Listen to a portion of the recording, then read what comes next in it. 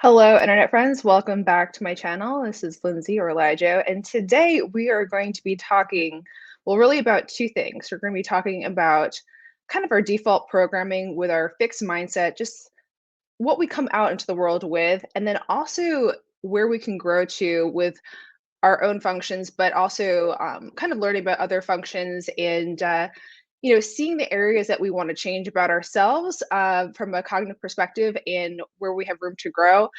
And so we're going to be talking about both this today. I have a guest with me for this video. This is Alexis. She has an amazing channel as well. We'll have that all linked down because if you want to see part two, it's going to be on her channel. So we're going to bring her right in and we're going to start having a great conversation. So here we go. Hello, Alexis. Hey, Lindsay, thanks for having me. Yes, absolutely. I'm glad that we ended up connecting and that our Black backgrounds match each other. Cool. So Alexa, since you haven't been on my channel before, give the people of the internet a little bit about what you like to talk about on your channel and kind of why you're in the YouTube game. Nice, awesome.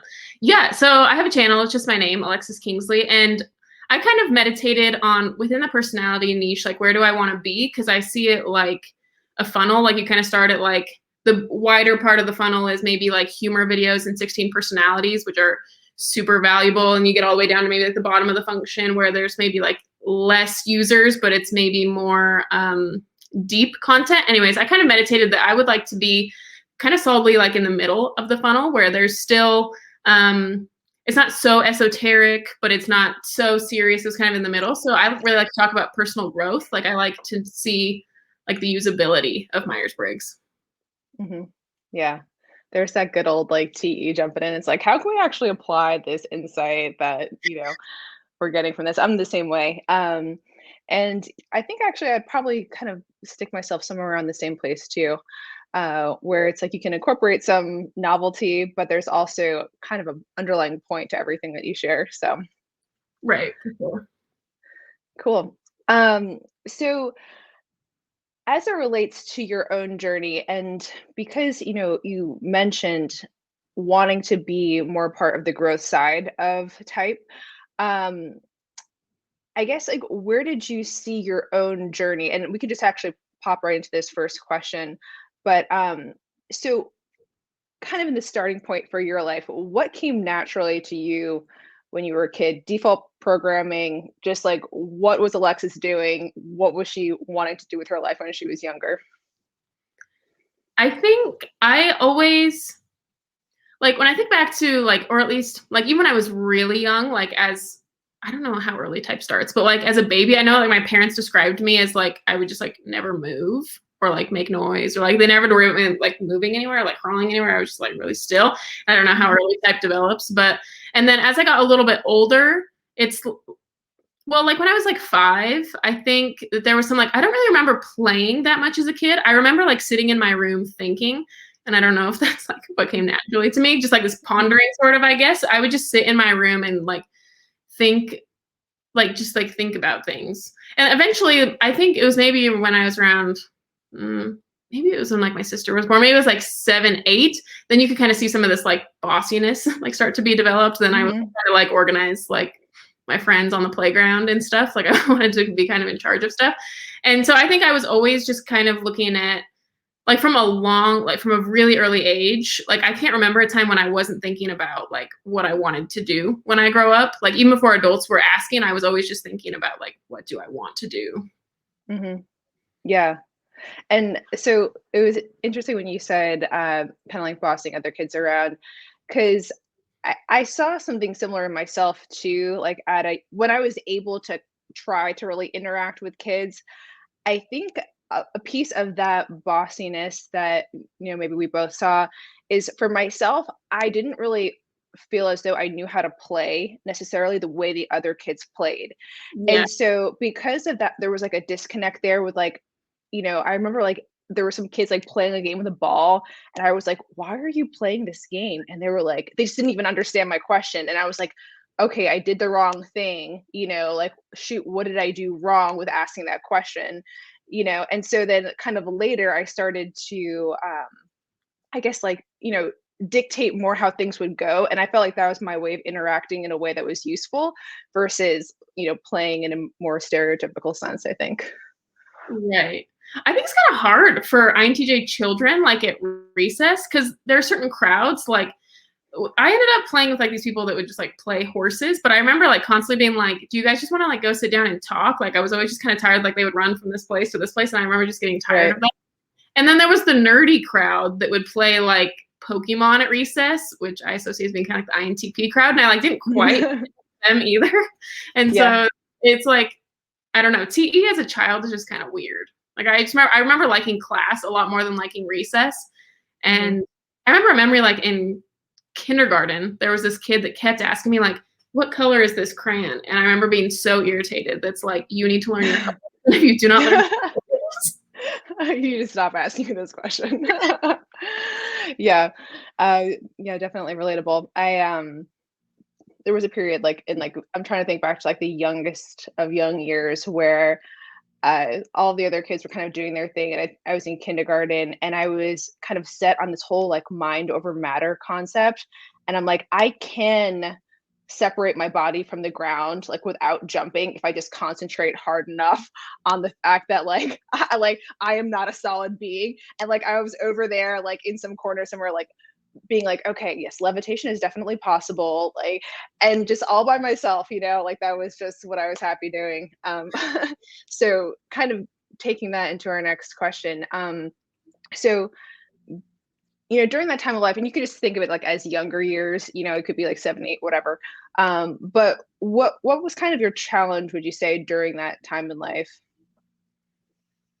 I think, one thing that's kind of like, it's kind of a random thing, but like birthday parties, like, like when you're younger, like especially 7 or 8, there'll be like 10, there'd be Hmm. like 10 girls that would go over to this person's house for a birthday party. And I remember just Hmm. feeling so out of my element, and they would just do things that I just wasn't interested in. I remember like just like playing dolls or painting your nails, like that whole stage, I just didn't know what to do with it.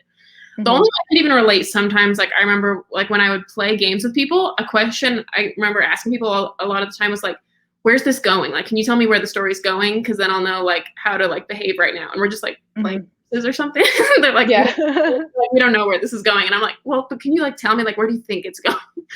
Yeah. Yeah, so trying to like anticipate your interaction with them in a way that made sense. Yeah, I think birthday parties is definitely a good one. I definitely never, I guess you would say, felt as though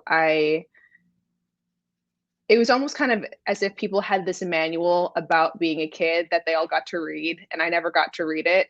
And so I felt as though there was like these kind of things that kids would do and like ways that they were interact. And though a part of me was like I want to be involved in some way in that, it was always kind of like, well, what's the best way for me to fit in that dynamic or what's ever going on? Because it seems like when I would try, it was like I didn't know, like I didn't have the steps in like the manual of like how this was supposed to go or like how kids were supposed to like do these things.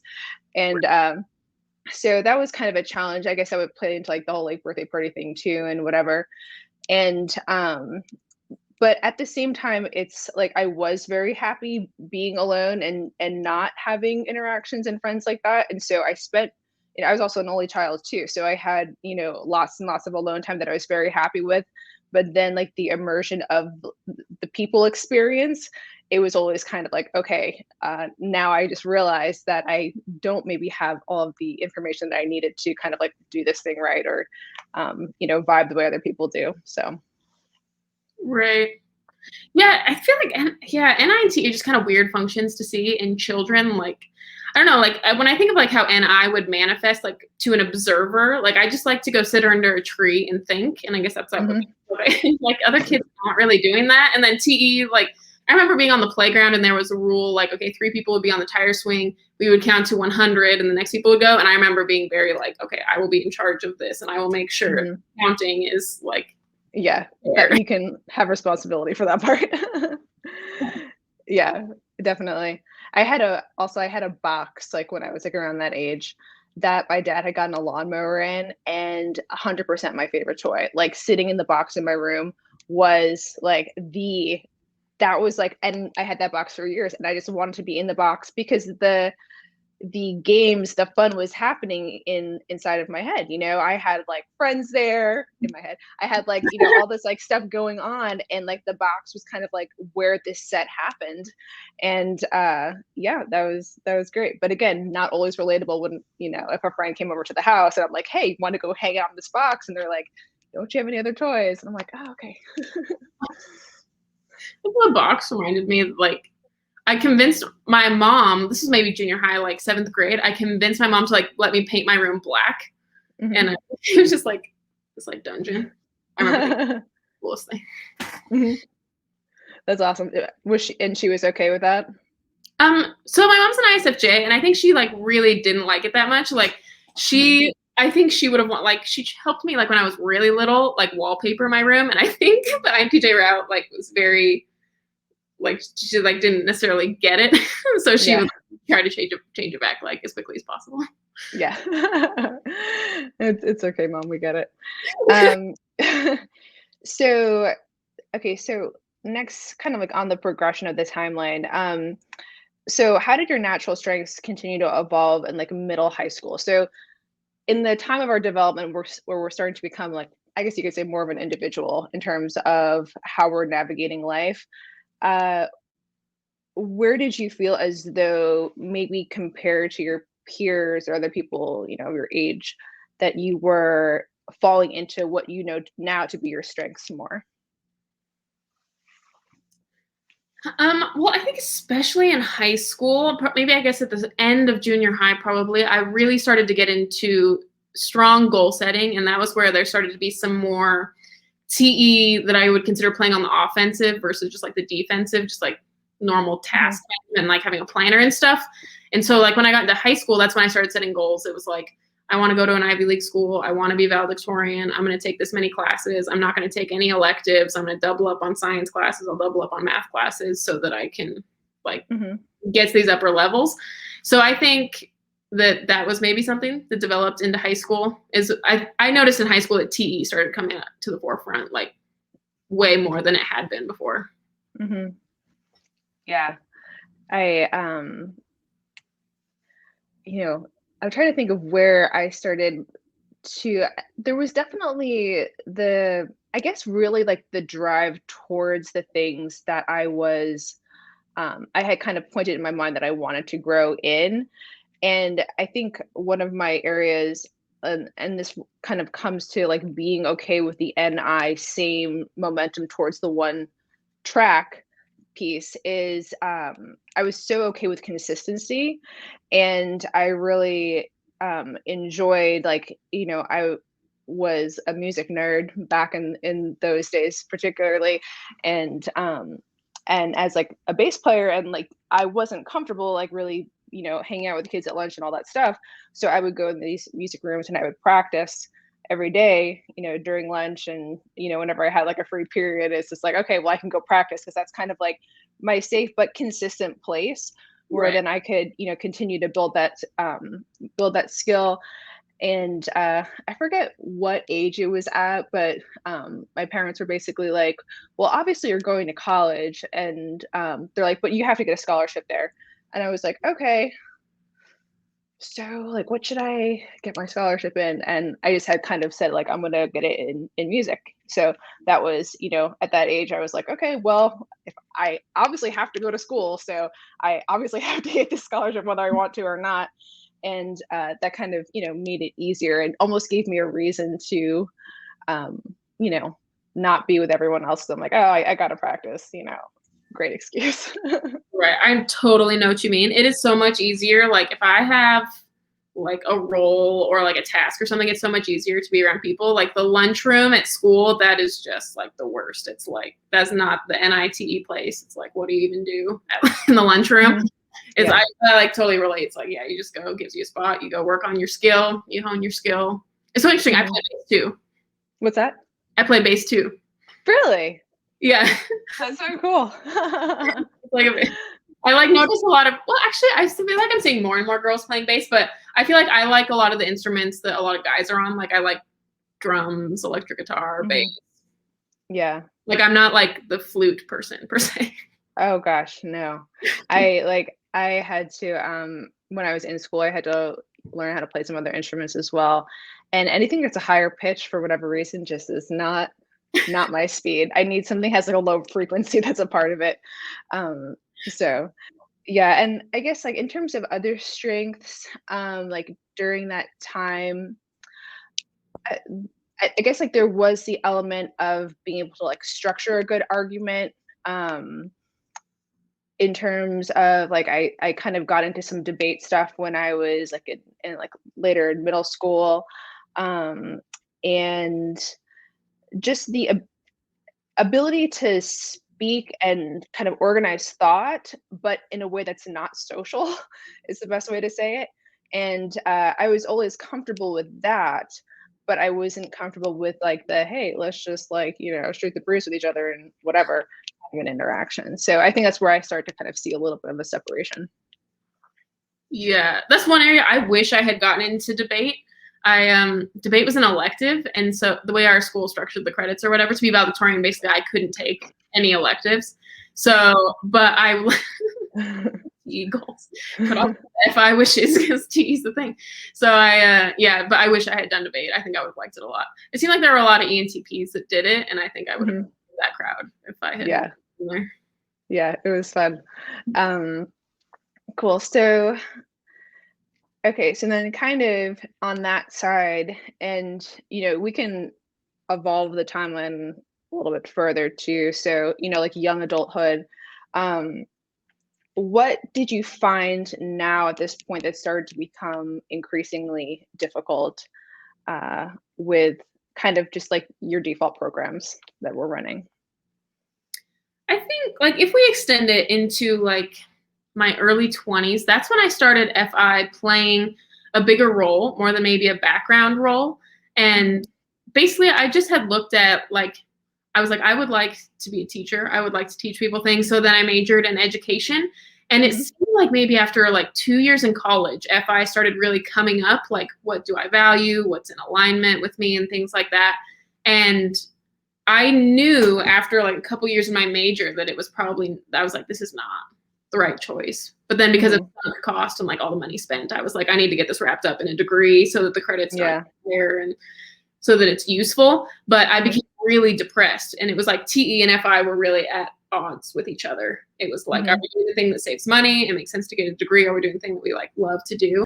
And I became incredibly depressed. And I think FI had always kind of manifested just like in the background as me maybe being sensitive sometimes, maybe not that people really notice that, but that now it was like at the forefront, like values and things like that. And that became kind of hard, I think.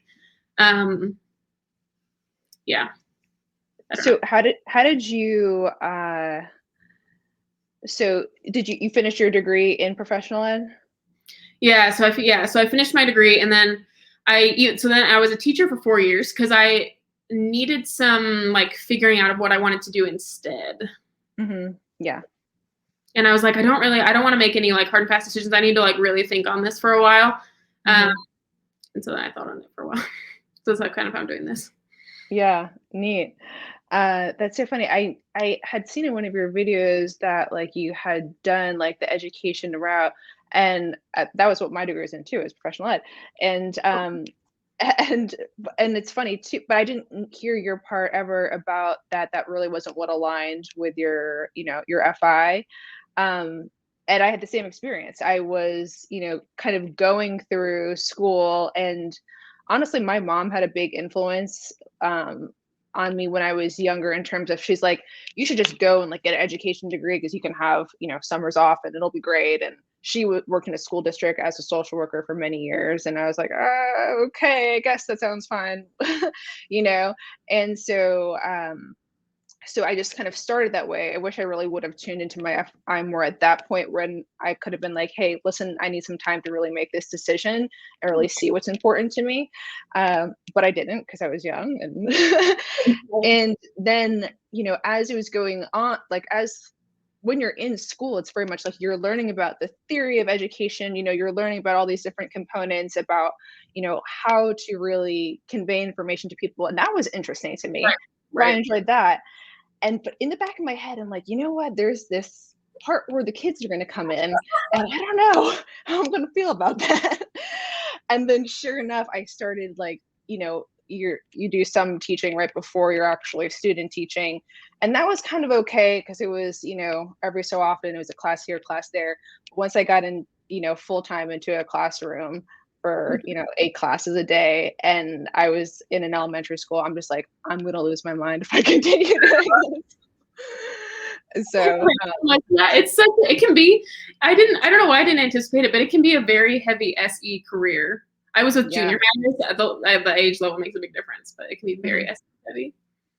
Yeah, the energy drain was really kind of, and I know it's like, okay, I'm sure if I did this for, more years, I would kind of have really what I knew my pattern needed to be to preserve my energy better. But the interactions throughout the day were just like, I was like, I guess I need to respond to these kids. And like, you're trying to teach something. And then like some little kids just like, my mom brought me to Disney World and we had ice cream. And I'm like, that has nothing to do with what we're even talking about. And so it was just like compiling. And so all that so much. Yeah. It's like a flow. It's like, okay, this is the plan for the next hour that I'm going to be with you. And there will always be interruptions without fail. Like it's just, Yep. it's, you can make nice recipes, but it's just not designed to really work out. That's what I think. Conclusion. Yeah, that's a good point. Actually, it really isn't designed to work out. So you kind of started to discover more of your FI during that college period, and then so then like what else after that? So where did you maybe start picking up on your SE a little bit more, kind of in your timeline? Well, so that one, I don't know if it really actually, you know what? Actually, probably did naturally come out before. So I had learned about Myers-Briggs and the top 4 cognitive functions, and I had heard from Personality Hacker that you should try to develop TE. So that's what I had known up until that point. That was maybe the first 6 months or something. So I was working on like developing TE. And eventually, I think I just started watching, one example of SE was I think I just started watching some like fashion vloggers on YouTube. And I got like really into that for some reason. And like really into Pinterest and very specific brands and like macro trends and micro trends. I got like really into all this stuff. And that was just kind of this like sub hobby. And I think that was maybe like 23 or so that I got some of those interests, whereas before I didn't have any real SE interests. Like my first couple videos on my channel are like fashion videos, but like within 2 videos, I'm like, okay, we've exhausted this topic. Yeah. But not a substantial interest. Yeah. That's super relatable. With my own SE journey, it was around like 23 or 24, where I had a job with one of my friends, and she was like, Lindsay, like, I know this isn't really your thing, but she's like, you really kind of like have to wear makeup to work. Like it's kind of, it's kind of like a part of like the look. And I was like, I felt kind of like hurt like immediately. I was like, well, shoot, like I was like, why didn't anyone tell me this earlier? Or it's okay, great. Now I know what I need to work on. She's like, just watch some YouTube videos and like, you'll be fine. I was like, okay, cool. And so I remember I went down the hole of watching, these YouTube videos of like how to put on eyeliner, and just like, I remember the best tip I ever got was this girl was like, just practice before you go to sleep at night. And then if you mess up like all over your face, you can just wash it off. And I was like, oh, that's a great idea. And so then I started to, kind of practice and was able to do the thing after, some period of time. But yeah, it was kind of like someone needed to kind of spark that reaction for me to be like, oh, I wasn't even looking, and attuning to the fact that maybe I aesthetically wasn't matching what the vibe of this organization was, and I think that was kind of a trend through even earlier in life, is I wasn't picking up on the fact that SE was a thing, right? I was seeing there's humans around, they exist. One example I had, I think I shared it in another video once, but I remember being in middle school and like looking at the girl in the locker next to me and realizing like she took time at some point in her morning to like do her hair and like put little clips in it, like little butterfly clips back in the day. And I was like, oh my gosh, she spends time doing this thing with her hair before she comes to school. And that just blew my mind. And then all of a sudden, it was like my eyes were open to the fact that people spent time, I guess, in the I sensory in this I had area. the exact same revelation. I remember there was a girl and I was like, wait a minute. She showers, she blow dries her hair, she curls her hair, she does her makeup. I was like, this must take a long time. And I asked her, I was like, how time do you get up in the morning? She was like 5. And I was like,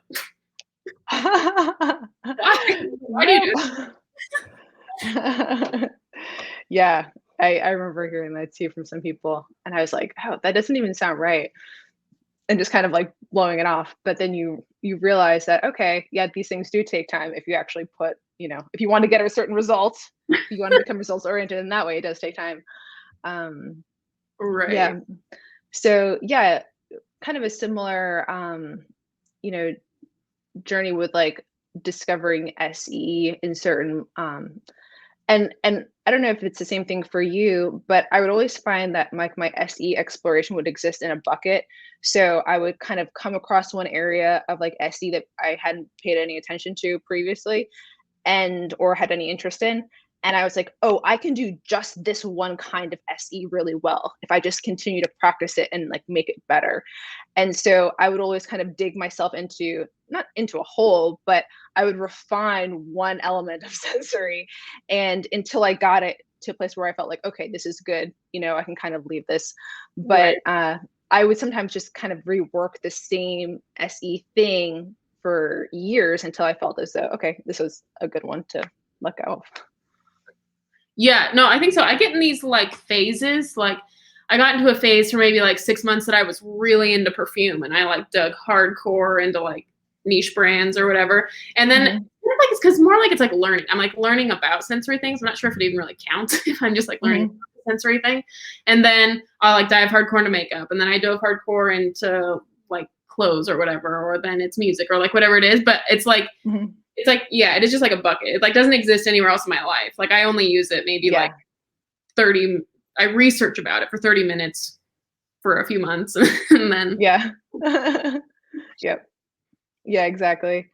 Okay, so now kind of on the other side of this. So in these younger years, right, we're doing certain things more naturally, right? So we're hitting targets with our NI, we're staying consistent with them through time. They're targets that have usefulness in the world, right? So we're doing fine with our savior functions. But because of that, what were maybe some limiting beliefs you had during that time that you realize later you're like, wow, I thought about that certain way just because I was really younger and more naive to really the kind of the development that could happen later in life? I think, oh man, there are probably several. I mean, two main ones that come to mind. One is that work is everything in life, or goals, and they usually have something to do with professional goals, or like I guess it was school when I was younger, but that was just kind of like everything. And I think that's something that I've now like worked on. I think it's just a matter of like FI and SE like coming up a little bit more. I think one big one that I had, it's truly not even gone, but one big belief that I'm conscious of now is I just have had the belief for a long time that I'm awkward. And there's plenty of evidence to support that belief. But the belief is like I'm awkward and I can never not be awkward. Like it's just like it's just part of my identity. It's who I am. That I just am awkward no matter what I do. And I think or that I can't be cool or something. Like I started like one SE thing I started wanting to get into was DJing for a little bit, and there was kind of like this friction. It was like this dissonance with like that's not the type of person I am. I am this awkward math philosophical person. I'm not like a cool DJ EDM person. Like I could never do something so cool. I could never because I just thought it was so cool. I'm like I could never do something so cool. And I think I think that that's a big one. Just like I can take steps. Like I've done awkward things in the past, but I can take steps to like not be so awkward. I think SE is incredibly helpful in not appearing awkward. Mm-hmm. Where was like a moment where you maybe were surprised by your own awkwardness, or that you kind of had that realization of like, oh, I may be awkward in this circumstance? This is like all the time. Well, I'm just thinking. I recently went back. This is recent. This is like a month ago. I recently went back to my hometown, and so I quit. For context, I quit teaching like in May. I resigned. So it's my first time going back to my hometown, seeing a bunch of relatives I haven't seen. So they're asking me like, "How's teaching or whatever? You excited to go back to teaching?" And so I have to tell people like, I resigned. I'm doing YouTube. People don't really Right. understand that or whatever. So it's like, Yeah.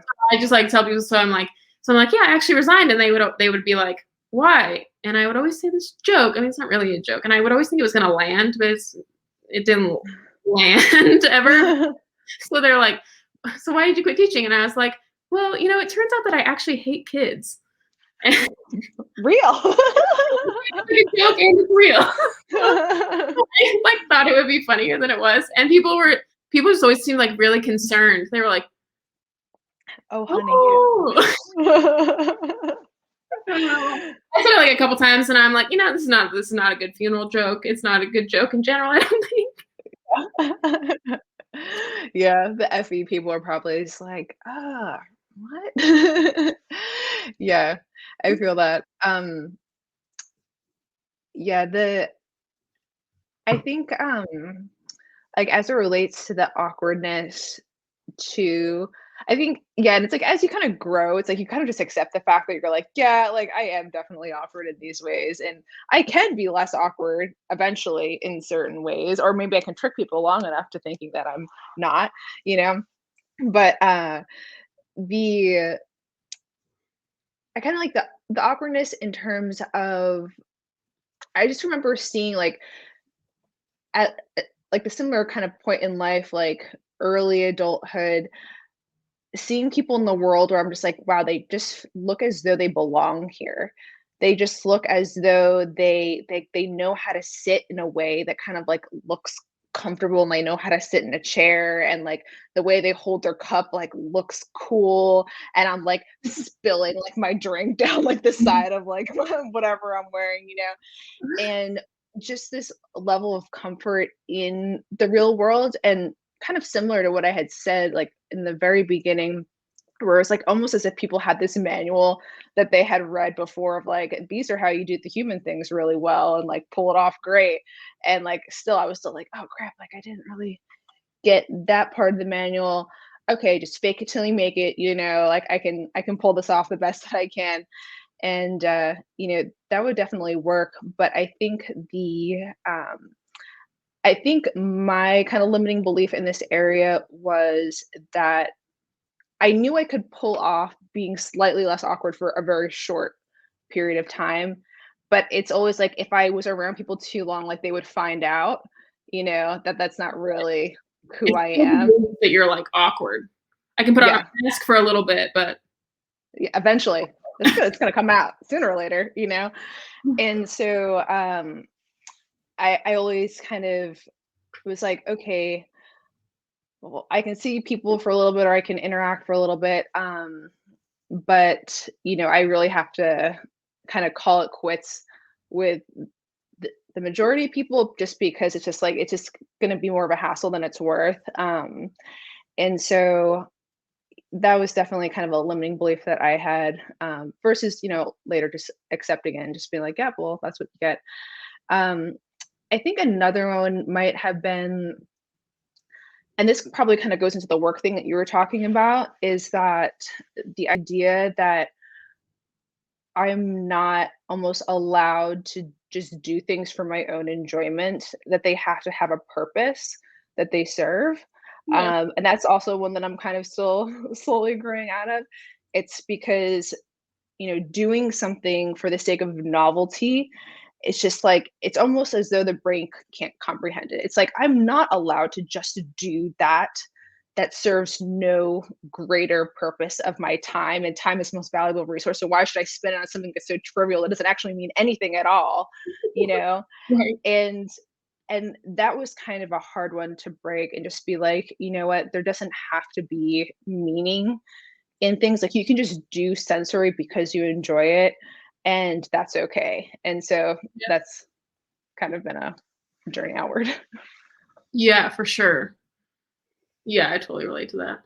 Yeah, I think another one is probably just the belief that like the limiting belief, like I'm an introvert, so I can't do, and then there's a list of all these things. That's like Hmm. I can't do all these things. And I think I mean, I think when people first learn the concept of like introvert and extrovert, there's like a time where you first learn it and you're like, wow, okay, this is like I feel understood. This totally makes sense. This describes me. And it's like, well, cool. I'm just like not gonna like do anything then. This like describes everything. Like don't need to Hmm. try to like develop social Yeah. skills. It's just a normal thing. I don't even need to try. And Yeah. then it's like eventually it's like you learn it's like, okay, there's like valuable things to both sides. You're not superior Yep. because you're an introvert. It's not meant to constrict you and say you can only do these things or Right. use your lazy behavior. Like you still need to like, you know, fulfill like your purpose and like impact people. Hmm. Yeah, exactly. Yeah, that's so good. So that's kind of all the questions I have for this section. So I think what we're going to do is we're going to take a brief pause, and the next video is going to be over on Alexis's channel. So you guys can click that link down below, and we will see you over there.